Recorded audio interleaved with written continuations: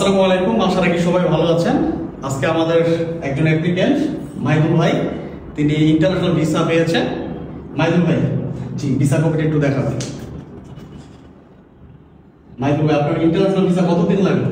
4 মাসের মতো সময়। 4 মাসের মতো। আপনার এমবাসি ফেস করার পর কতদিন পর ভিসা ডেলিভারি পেলেন? 10 ওয়ার্কিং ডেজ। আপনি কি কোথাও আগে অ্যাপ্লাই করেছিলেন? জি, আমি এর আগে অ্যাপ্লাই করেছিলাম, বাংলাদেশ এমবাসি থেকে রিজেক্ট হয়েছিল। আপনি কি জাপানি ভাষা পারেন? না, জাপানিজ ভাষা পারি না, আমি শিখছি। আচ্ছা, ভিসা কপিটা আরেকবার একটু দেখাবেন। তো আমাদের প্রসেসিং আপনার কেমন লাগলো? জি, অনেক স্মুথ ছিল, আমি খুব স্যাটিসফাইড।